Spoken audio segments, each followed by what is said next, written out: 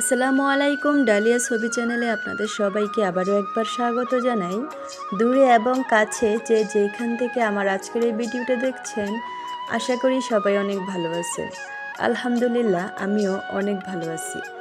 আজকে খুব সকাল সকাল সবজি উঠাইতে চলে আসছে মাঠে। আর এত বেশি কুয়াশা ছিল, চারিদিকে কিছুই দেখা যাচ্ছিল না। এখন সকাল প্রায় 11টার কাছাকাছি বাজে। তো এখন একটু কুয়াশা কমছে, সেই জন্য আমরা সবজি খেতে আসছি, সবজি ওঠানোর জন্য।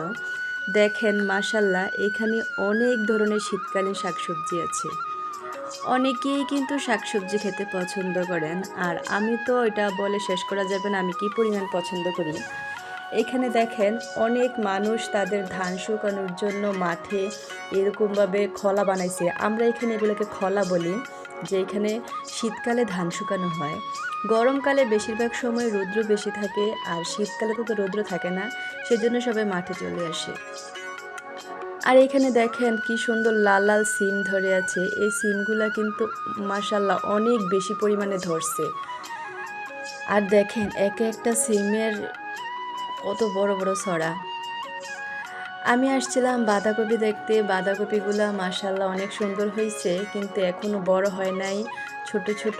ফুলকপিগুলোও এখনও ছোট ছোট আছে, সেজন্য আমরা এগুলো নিতে পারি নাই। আর দেখেন এখানে টমেটো চাষ করা হয়েছে। আর টমেটোগুলো কি পরিমাণে হয়েছে! এই টমেটোগুলো কিন্তু অনেক টক। এগুলা হলো বিরা টমেটো খেতে কিন্তু অনেক মজা লাগে। এই টমেটো দিয়ে টক রান্না করলে অনেক টক হয়। আর বেশিরভাগ আমাদের এখানে কিন্তু এই টমেটোগুলাই চাষ করা হয়।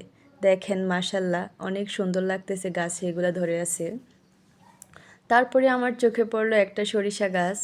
আমাদের এদিকে এবার ততটা সরিষা চাষ করা হয় নাই।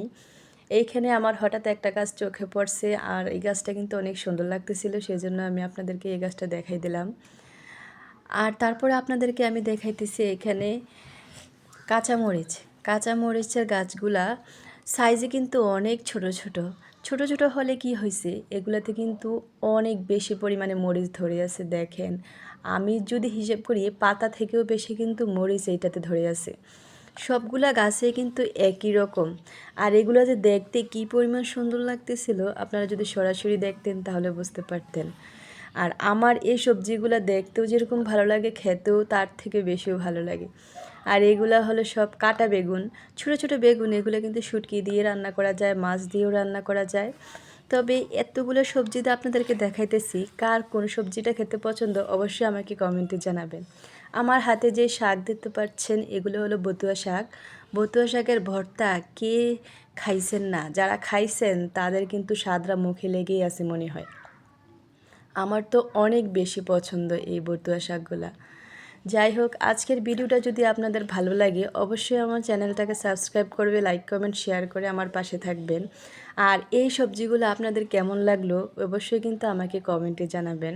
ভিডিওটা দেখার জন্য আপনাদের সবাইকে অনেক ধন্যবাদ। আসসালামু আলাইকুম।